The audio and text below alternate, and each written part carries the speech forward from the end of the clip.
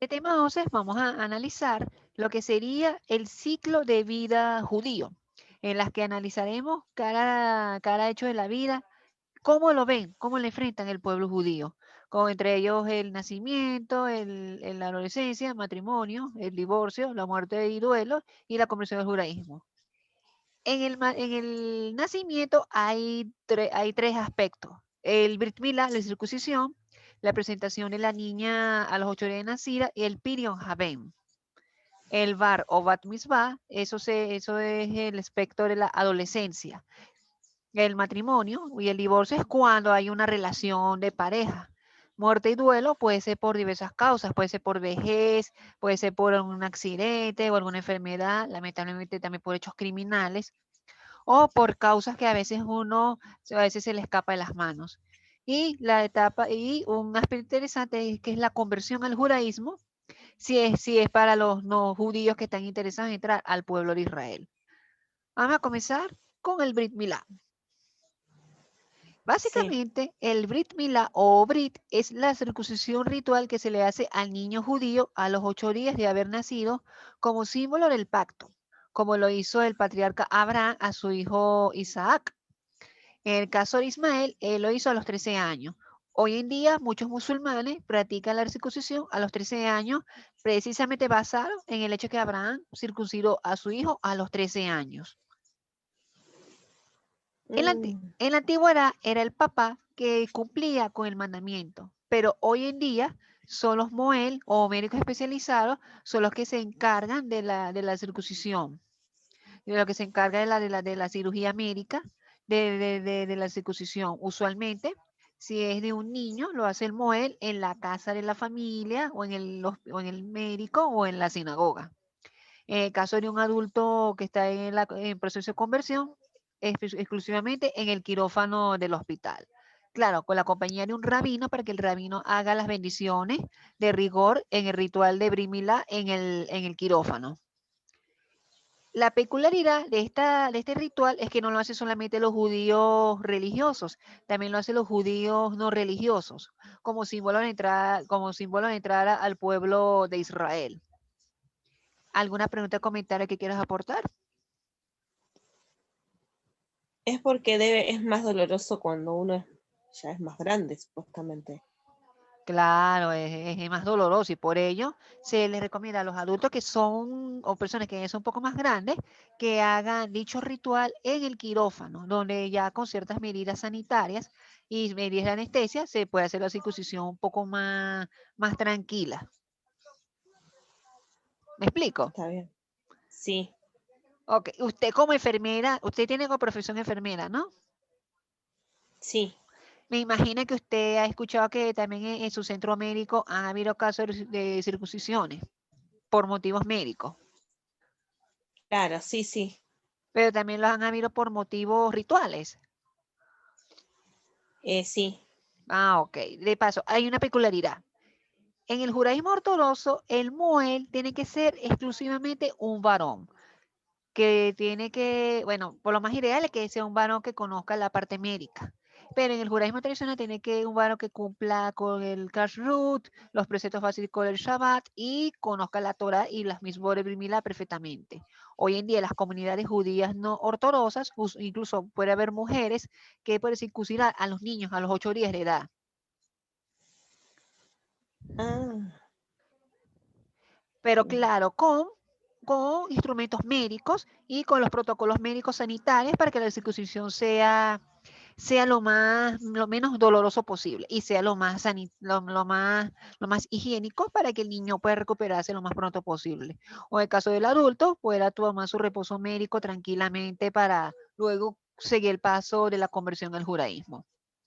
Ahora te pregunto, ¿qué es el caso de las niñas? ¿Qué opinas tú que pasa en el caso de la niña? ahí leí que decía la presentación. Ajá, ahí vamos, ajá. En hebreo, la presentación de la niña se le conoce como Sebet Habat o Sinhabat, las que usualmente a los 8 días de haber nacido la niña es llevada a la sinagoga, donde ahí se le da oficialmente el nombre. y se le da una bendición especial a los padres. Y en el caso del padre, se le da una lectura pública de la Torá en el púlpito, como símbolo de que con una bendición por haber traído al mundo a una niña. ¿Me explico? Es una ceremonia simple, en la que se lleva a la niña ante el rabino, se le da un nombre y el rabino bendice a la familia de la niña. Sí. O en unos casos, en comunidades judías no ortodoxas, a la niña se le hace la presentación frente a la comunidad, frente al rabino, en casa, que puede ser o en la sinagoga o en casa.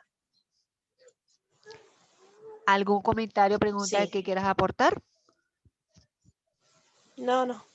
Quiero hacerte una acotación. En el caso de los niños nacidos por cesárea o que hayan nacido con alguna enfermedad a nivel del sistema sanguíneo, se le retrasa la realización del Brit Milá hasta que el niño obtenga las condiciones de salud necesarias para que se le pueda realizar dicho ritual de entrada. Entiendo. ¿Ok? Sí, quería preguntar, Ajá. porque hay varias personas que tienen su nombre, digamos, en hebreo y después tienen un nombre, otro nombre, digamos, no sé si de pila, no, otro nombre también, pero Nombre es oficial, como que nombre. tienen No, dos nombres. Tienen ah, dos nombres, ¿no? bueno, esa es una costumbre, una tradición judía muy antigua, basada en la Torá. En el judaísmo tradicional se acostumbra que los nombres que se le dan a los hijos sean relacionados con los profetas, con los sabios o con las personas importantes de la Torá, ya que el nombre determina el destino del niño. En caso que se le coloque un nombre no judío, hay rabinos que recomiendan que tenga por lo menos dos nombres, uno para la sinagoga y uno para la vida civil, ya que el nombre según la Cábala, determina el destino de la persona. Por ello, en el judaísmo místico se le prohíbe colocar nombres de personajes relacionados con la idolatría, nombres de personas crueles o de personas que llevan una vida contraria a la Torá. O por ejemplo, en Argentina, a raíz de la partida de Diego Maradona y a raíz de lo que es de la famosa iglesia maradoniana, uno de los mandamientos que me llama la atención de esa iglesia es y que colocarás el nombre del niño de Diego. Ya va. Un momento. Es un mandamiento un poco loco. Pero en cambio, en el judaísmo, los nombres tienen que estar relacionados con personajes del Tanaj, del Talmud o relacionados con personajes importantes que dieron algo bueno basado en la Torá. Igual ocurre con las niñas. ¿Me explico? ¿Y por qué le ponen LZ, no sé, al nombre, ZL. digamos, ZL en Bueno, hebreo? ZL significa Zirrono Libraja, que es como el equivalente a que descanse en paz cuando se le coloca en los obituarios judíos. Cuando una persona fallece, en los obituarios judíos se le coloca ZL, que significa que su recuerdo se ha borrado. Pero no solamente está ZL, está ZTKL, que significa que la memoria del justo y del santo sea bendecida. Pero ¿qué pasaría en el caso de una persona que fue asesinada? Se le coloca algo distinto. H, Y, D, que significa en hebreo Hashem Yinkom Daman, que significa que Dios vengue su sangre cuando la persona es asesinada. ¿Me explico?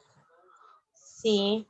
Es decir, cuando tú ves, supongamos, en una lápida judía o en un obituario judío, alguna de esas siglas puede ser un judío que murió, sea una enfermedad o causas naturales, o sea un rabino, o un dayán, o una persona religiosa que murió por esas causas, o cuando la persona en la lápida se le coloca HYD, significa que esa persona murió por causas violentas.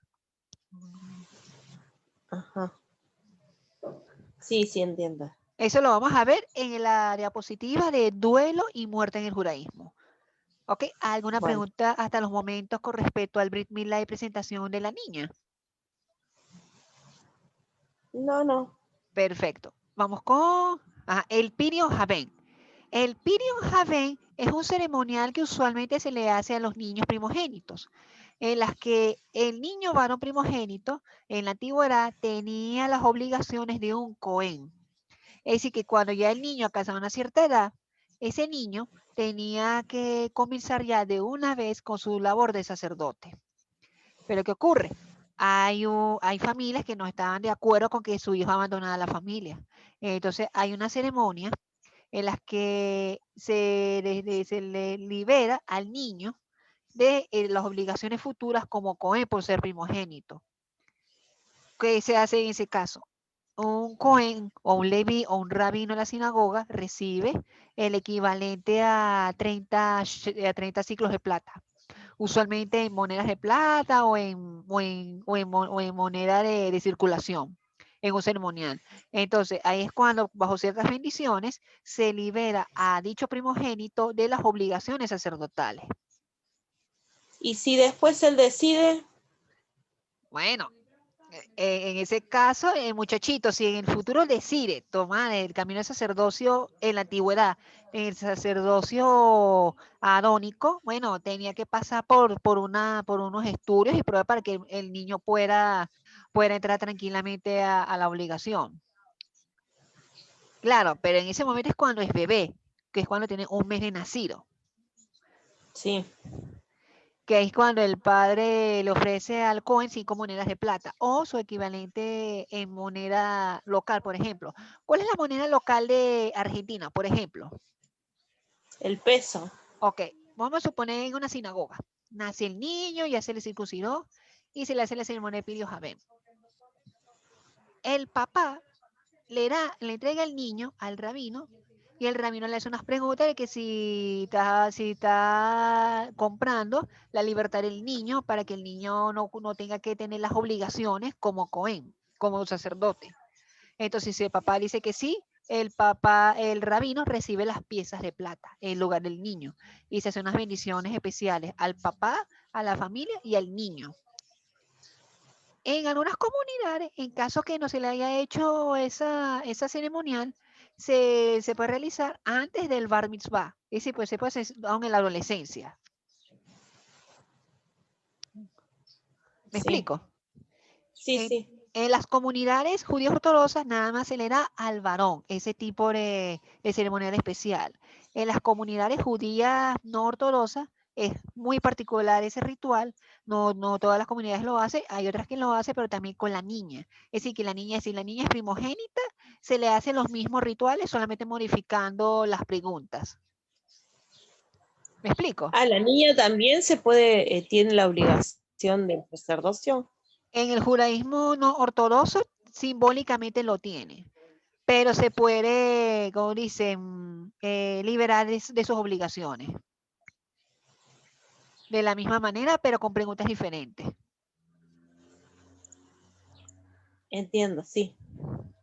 Ok, ahora vamos a la etapa de la... Ahora te pregunto, ¿tienes alguna duda con respecto a la etapa del bebé?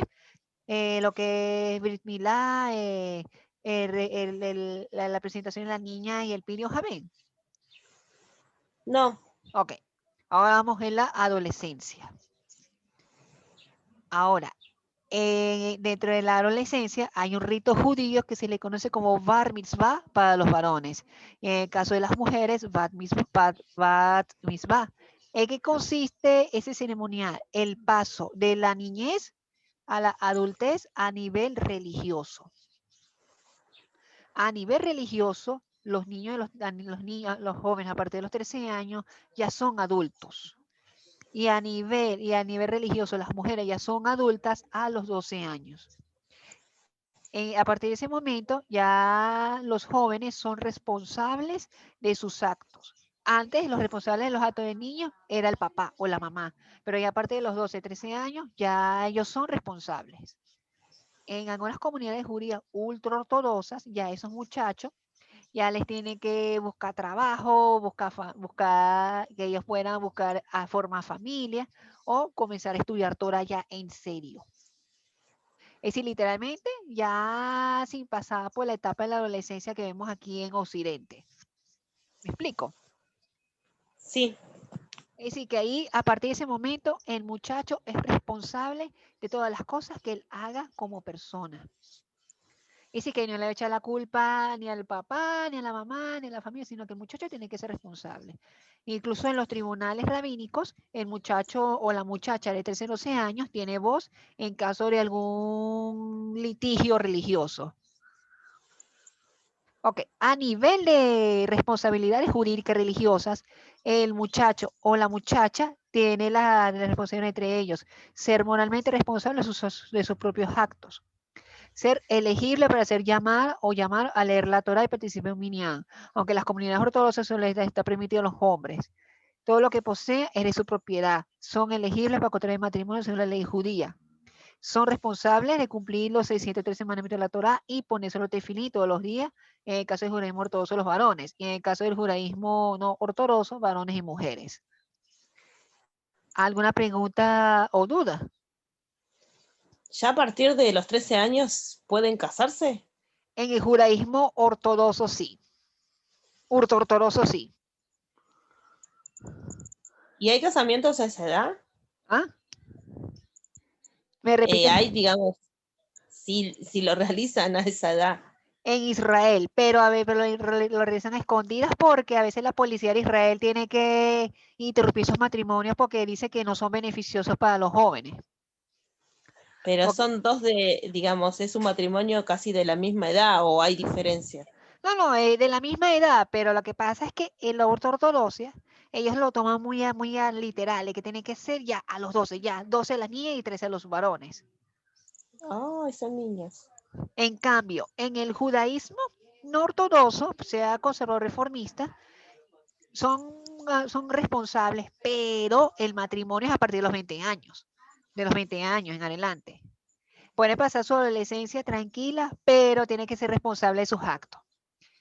Como por ejemplo, hoy en día aquí en Occidente, la adolescencia es muy caracterizada por ser muy rebelde. Lo que es el bullying, lo que es la anorexia, lo que es la bulimia, todos los fenómenos que a veces la adolescencia Sí, son muy negativos aquí en la sociedad.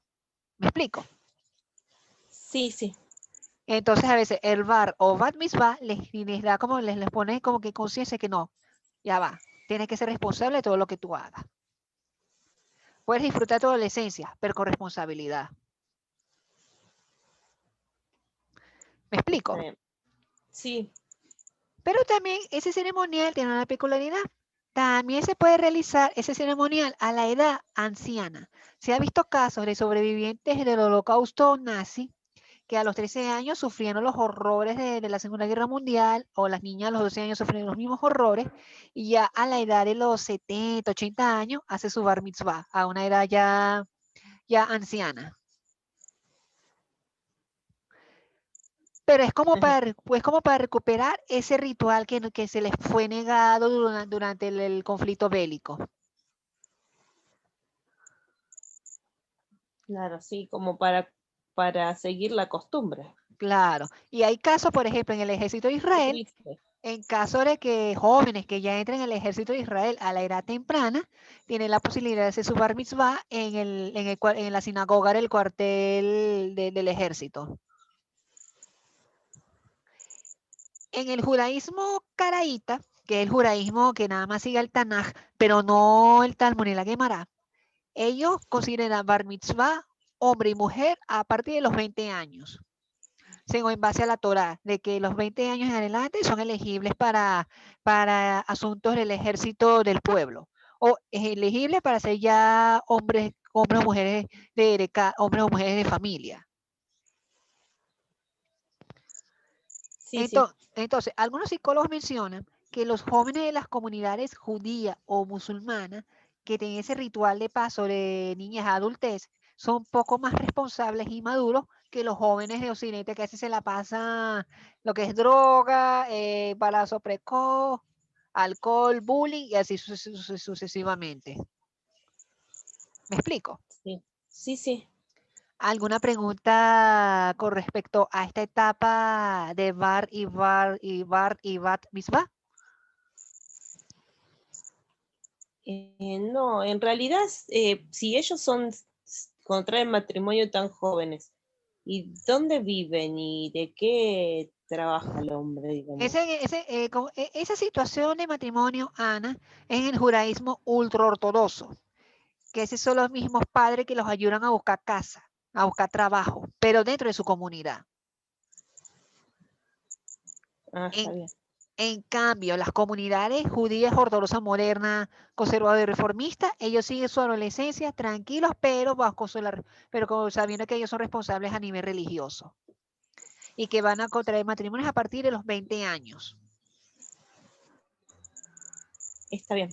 Ok, ese ceremonial de Bar Mitzvah, algunos historiadores mencionan que viene de un ritual de la Edad Media, en las que ya los jóvenes ya eran adultos, ya todo lo que ellos tenían que hacer ya estaba en la Torá. Es decir, para vivir su vida adulta. Sí, sí. Y hoy en día en Israel el Bar Mitzvah se hace en el Muro de los Lamentos, donde muchas familias llevan a sus hijos a leer la Torá en el Muro de los Lamentos. En el ceremonial, después del Bar Mitzvah, hay a veces una reunión familiar con comida y discurso de Torá, hasta una fiesta casi a todo ruido. Es decir, hay fiesta y en el sentido de que ya la persona cumplió ya cumplió con el paso. Claro, sí. O en familias de escasos recursos, hace su bar mitzvah y una pequeña reunión familiar con una comida, así como una reunión íntima familiar, como una fiestecita pequeña. Sí. Ok, ahora seguimos con matrimonio. Ok. El matrimonio, de paso, casarse es una de las obligaciones de todo judío. A diferencia de la Iglesia Católica, en la que el sacerdote tiene que ser célibe toda su vida, el rabino o el Cohen tiene que ser obligatoriamente casado, no puede ser célibe. Y en ese matrimonio hay algunos elementos muy particulares. Por ejemplo, a diferencia que en Occidente, que uno se enamora de una chica o de un chico y lo conoce primero y después decide casarse, usualmente las comunidades judías muy ortodoxas son las familias que le conciernen las parejas a sus hijos a través de los casamenteros o casamenteras, que es las que te ayudan a conseguir pareja. Sí, sí, lo vi. Como por ejemplo, en muchas familias judías ortodoxas, ellos a partir de los 13 años le comienzan a conseguir pareja a sus hijos o a la hija a partir de los 12 años.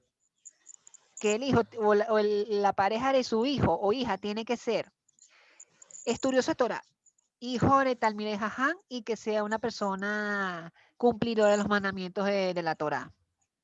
Ya que si no lo es, no sirve para el matrimonio. En el caso del judaísmo conservador, reformista e independiente, es muy variado, que van desde conseguirle pareja hasta que alguno se consigue la parejita, sea judía o no judía. Ya después que se haya comprometido esa pareja, se hace una especie de contrato que se llama ketubá, en las que se leen las obligaciones y derechos de los contrayentes. Y se hace en dos ceremoniales, una que es la Kirushin, que es cuando santifican durante la plena ceremonia de la boda, y el Nisuin, que es cuando se dan las 7 bendiciones para los casados. Después de las bendiciones y el sermón del rabino durante la boda, ellos rompen una copa al final, cuando dice, en las bodas cristianas, donde dice, los declaro marido y mujer, puede besar a la novia. El caso es, para dar por concluida la ceremonia de boda, tiene que romper una copa con el pie. Sí. Pero ahora te pregunto, ¿sabes por qué se rompe la copa al finalizar una boda judía? ¿Es en representación de la destrucción del templo? 20 puntos, te felicito, es cierto. Es cierto. Simboliza, además de que la alegría no está completa sin el templo, simboliza que ya el ceremonial concluyó, que ya la pareja oficialmente son casadas. Y ahí Sí. es cuando, usualmente dependiendo del tipo de la comunidad, hay ceremoniales sencillos y hay otros ceremoniales en las que serán con fiesta y todo. Con Ay, fiesta, sí, yo vi por internet y bodas re lindas. Bodas claro, así con coro, con orquesta y con un cantor. claro, incluso yo estaba en 3 bodas judías. Y dos, en una era de una renovación de votos de una parejita que estuvo casada por más de 50 años. De una parejita que quiso, que ellos se casaron por la iglesia cristiana evangélica. Ellos hicieron una conversión al judaísmo independiente y ellos quisieron, como dice, casarse nuevamente, pero bajo el ceremonial judío. Claro, ya eran personas ya de edad, entran en años. Lo que hicieron fue una modificación en la que tú vas, en la que te da las obligaciones y derechos de los contrayentes ya viejitos, ya eliminando la mitzvah de traer hijos al mundo, porque ya tenían hijos. Claro. Claro, lo que Ah, pasaba es que para ese momento la novia estaba un poco enferma, bueno, una enfermedad un poco delicada. Bueno, meses después, lamentablemente, el esposo, el novio quedó viudo, murió la novia por la enfermedad que estaba apareciendo en el momento de la boda. ay, qué triste. Pero algunos se preguntaban, ¿no será que ella pidió como para cerrar, como para despedirse de su esposo, para que esa boda, a pesar de poco tiempo que quedaba, tenga las bendiciones de Dios? Esas son muchas preguntas que se hicieron durante el funeral de la novia, bueno, que ya estaba viejita, tenía ya como 70 años, Ah, bueno. y el esposo 75 años, que está todavía vivo. Bueno, hoy en día, Bueno. hoy en día, ahora te hago una pregunta un poquito delicada. El divorcio.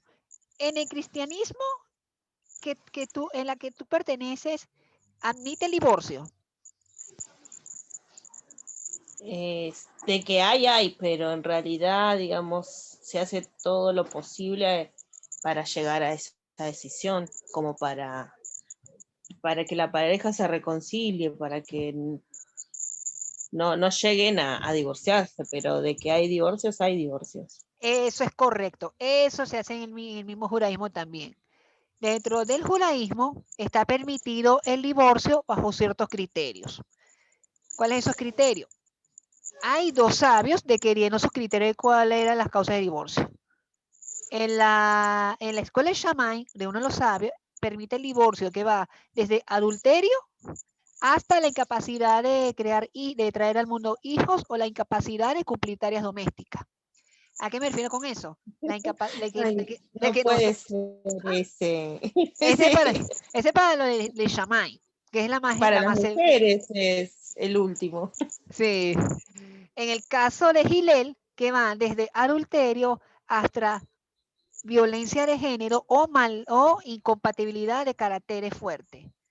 Hoy en día, lamentablemente, por el fenómeno negativo de la violencia de género, se está viendo esa como una de las causas de divorcio para salvar la vida de uno de los cónyuges agraviados en ese matrimonio violento. Hoy en día incluso permite el divorcio en caso de que la mujer sea víctima de maltrato para evitar que el esposo la siga maltratando para evitar que ocurra una tragedia. Sí. Ok, en ese caso, en el judaísmo, además, cuando elabora, emiten un documento que se llama ketubá. En el caso de un divorcio, se emite un documento que se llama get, que es una carta de divorcio firmada por el rabino y por los contrayentes, en las que a nivel legal religioso ya la persona está divorciada y puede casarse con otras personas si desea. En el Mm. caso, en el caso del matrimonio por adulterio, ahí es cuando la parte agraviada, la parte que cometió el delito, tiene que dar una especie de indemnización a la pareja agraviada. Una indemnización en plata, en metálico, como una especie de indemnización por el daño que hizo, porque fue el causante de dicho divorcio. O en el caso de violencia de género, ahí es cuando no solamente el Bet Din, que es el tribunal rabínico, tiene que, en conjunto con el tribunal civil, Decirle, ah, como usted golpeó a su esposa, ahora usted no tiene derecho a nada. Usted tiene que pagar la indemnización a su esposa por los malos tratos que ella sufrió. Igualmente para con el varón, en caso que el varón sea víctima de violencia de género. ¿Me explico? Sí, sí, sí. ¿Tienes alguna pregunta o duda con respecto al matrimonio o divorcio en el judaísmo? Y eso sí, debe ser que lo último que dijo o que mencionó es en el caso de de los judíos que no practican, digamos, ¿no? Porque Claro, es porque si leyesen la Torá que dice que tienen que cuidar a su mujer. claro.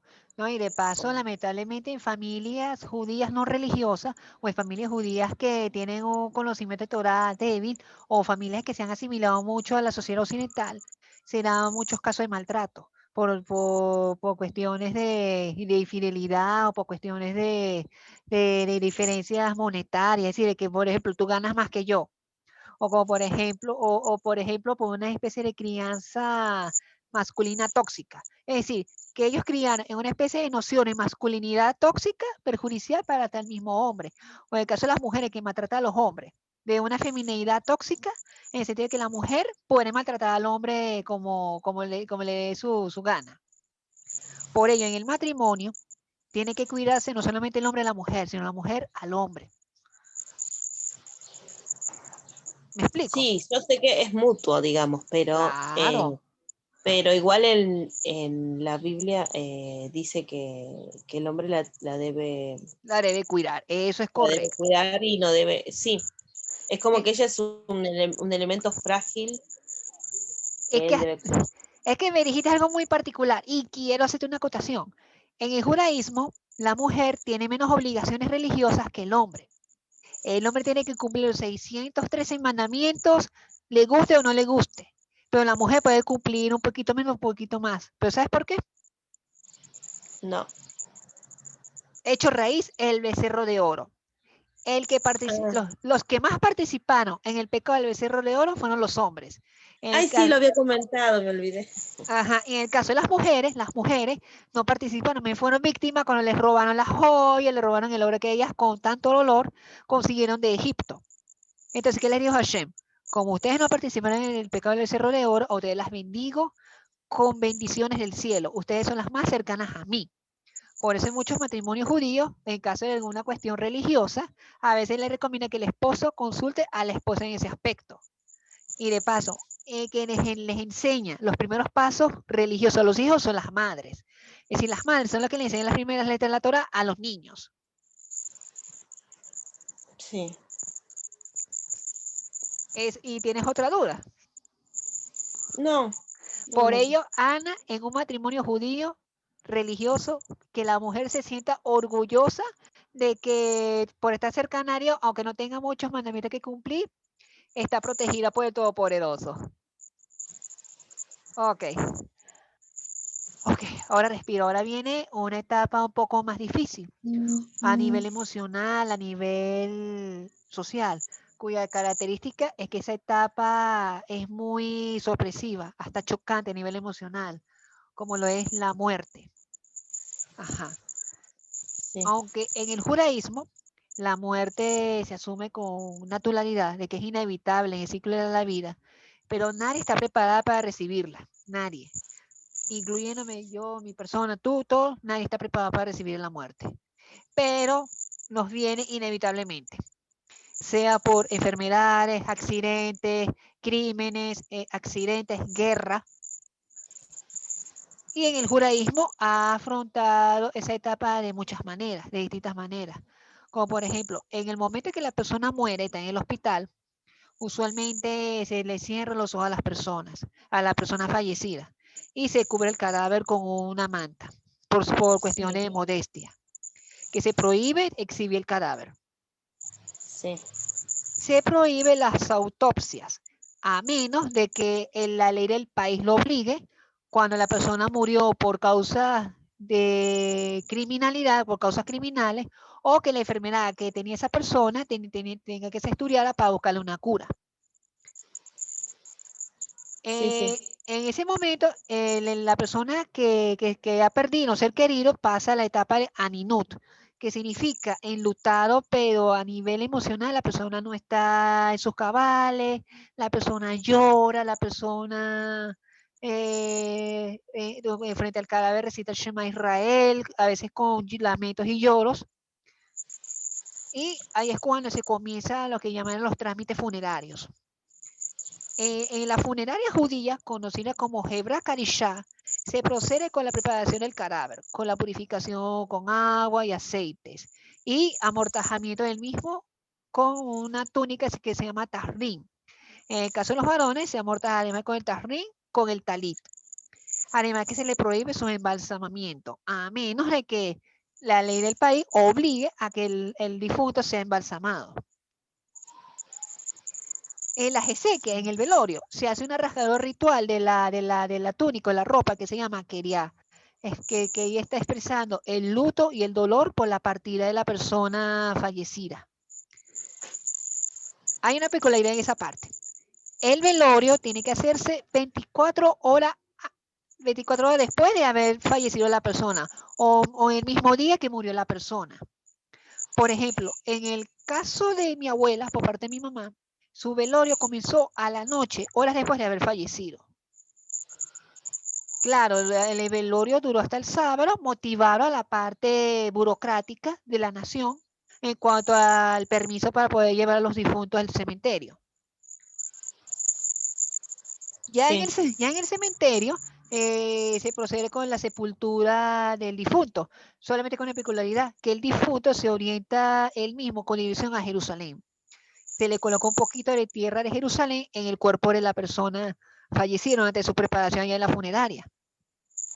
Y se pasa la pala a los familiares para que cada familiar eche su porción de tierra a la fosa donde están los restos del difunto. Y ahí es cuando comienza una etapa de luto muy fuerte, que se llama Shive o Shiva, de 7 días, en la que se tiene varias prohibiciones, en la que se prohíbe bañarse, se prohíbe trabajar, se prohíbe afeitarse, se prohíbe cocinar, se prohíbe estudiar Torah, y se sienta en el suelo o en los cojines en el suelo, simbolizando el duelo.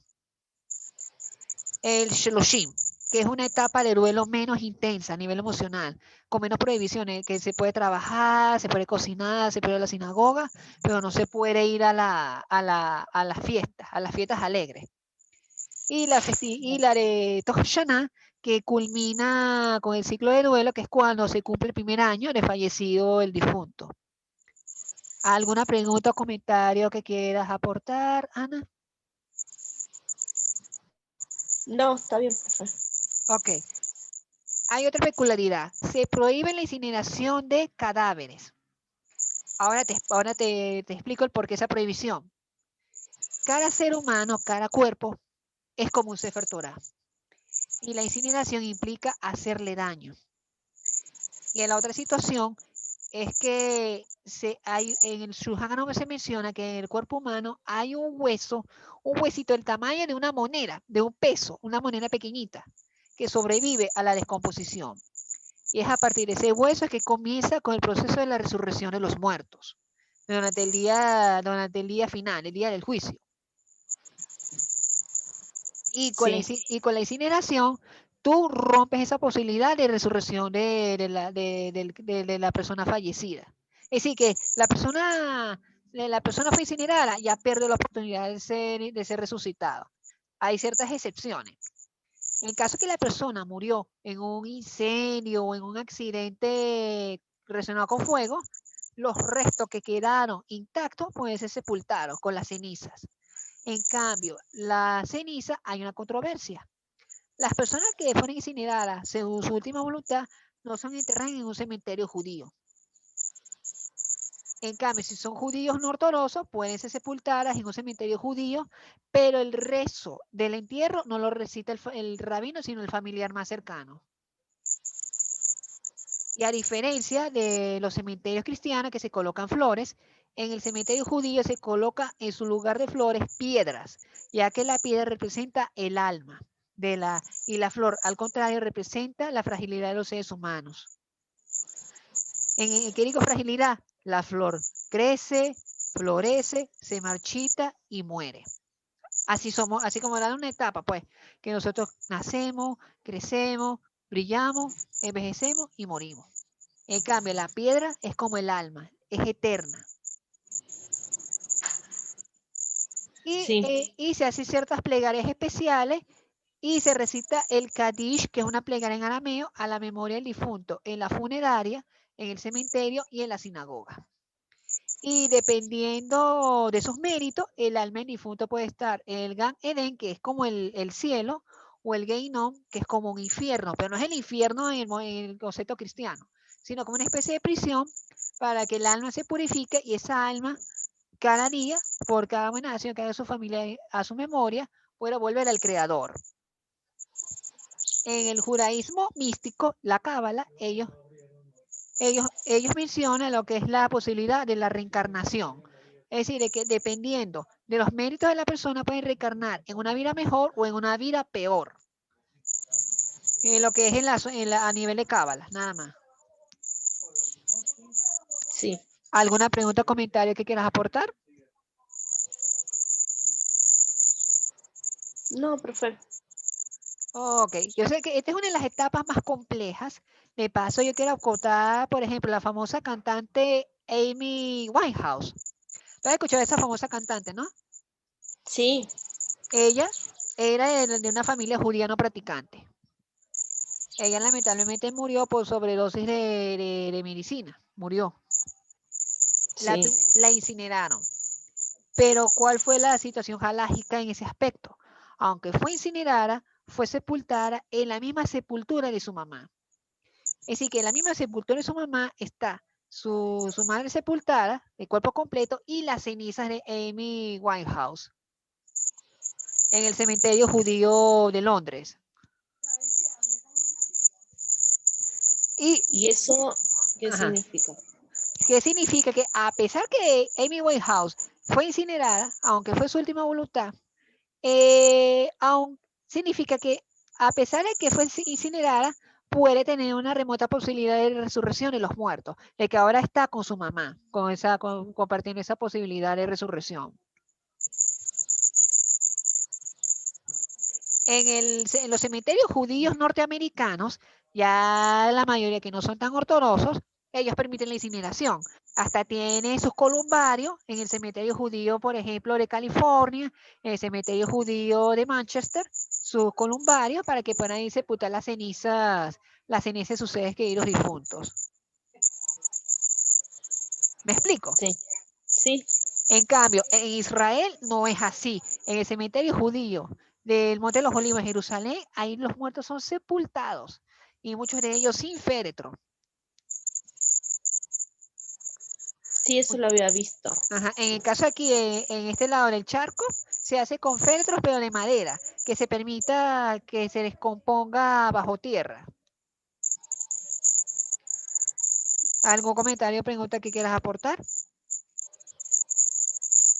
¿Y quién se encarga de llevarle la comida a la familia que están de luto? Usualmente son los amigos del difunto.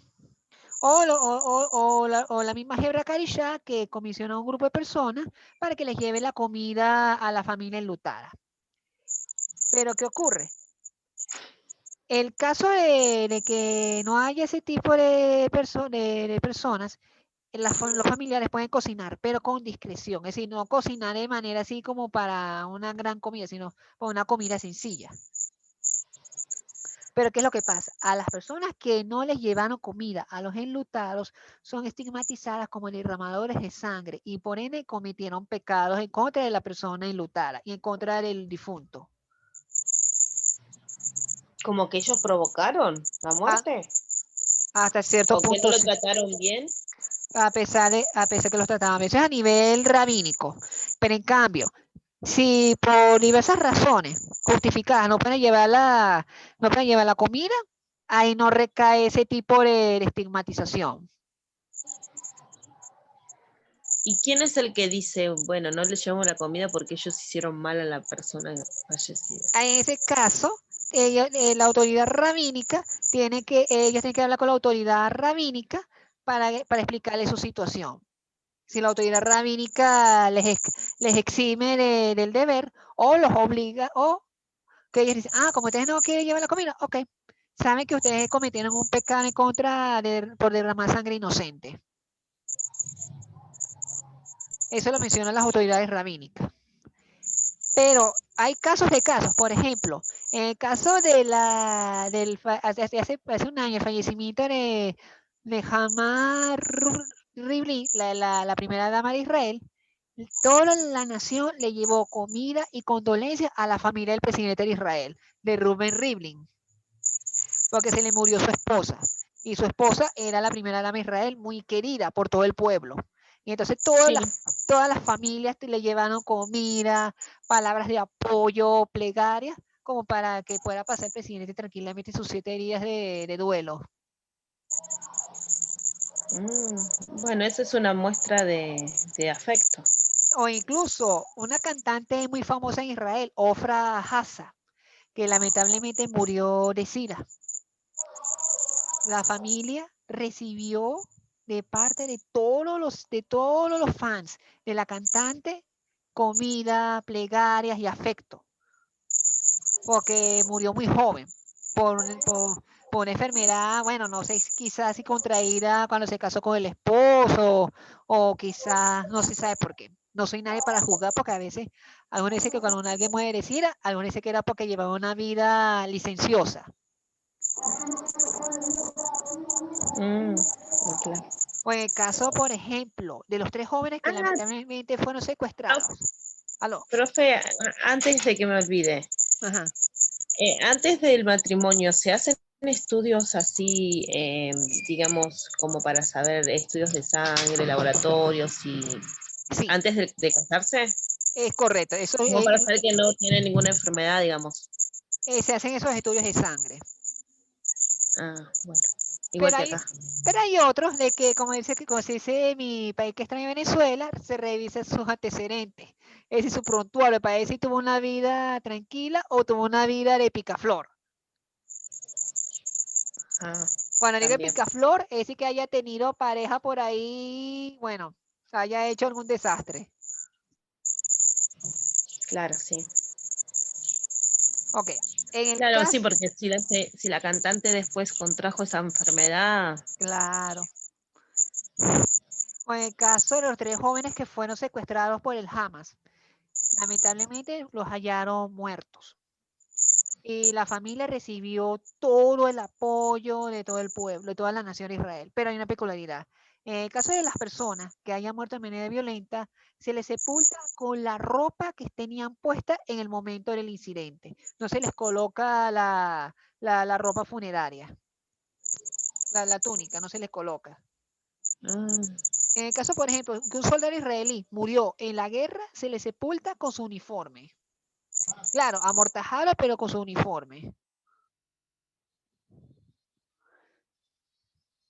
En el caso de las personas que hayan muerto en accidente, ahí dependiendo de la decisión rabínica, se le puede colocar su ropa funeraria o se le coloca su ropa en el momento del incidente como ropa con que se le va a sepultar.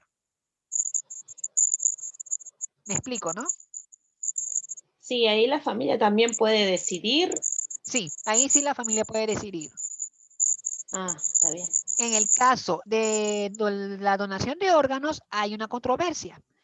Hay comunidades de que están en oposición a la donación de órganos, porque dice que la sepultura tiene que ser con el cuerpo completo, es decir, ser sepultado con sus órganos, su sangre y todo.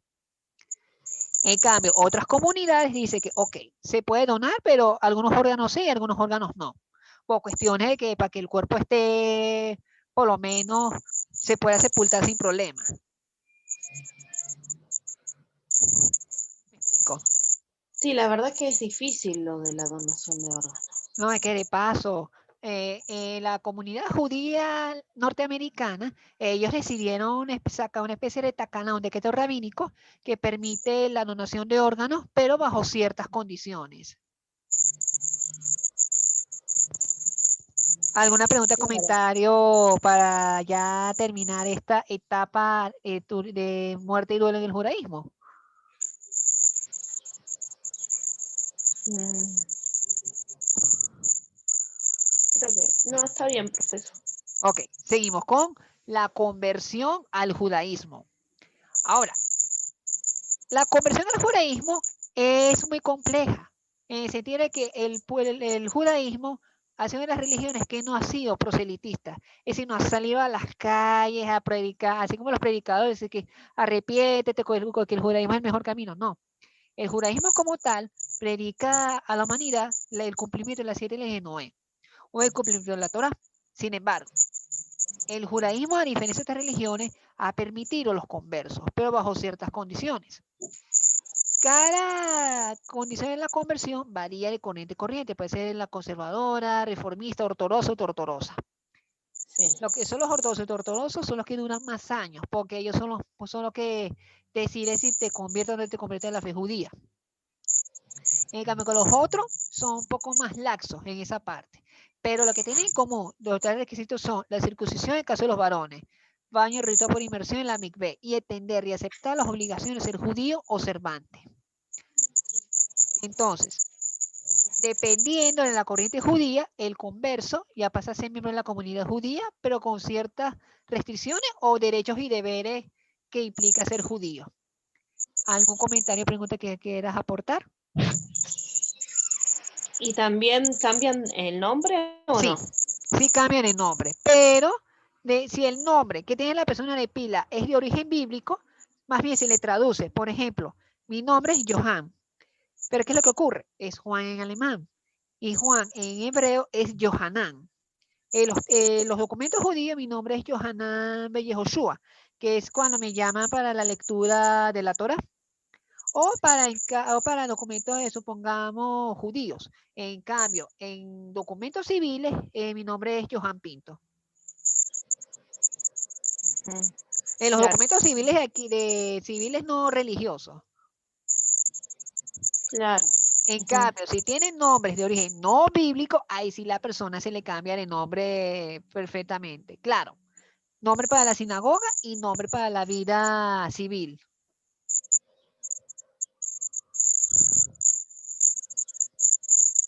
Sí, sí, ¿Y sí. algún comentario o pregunta que quieras aportar?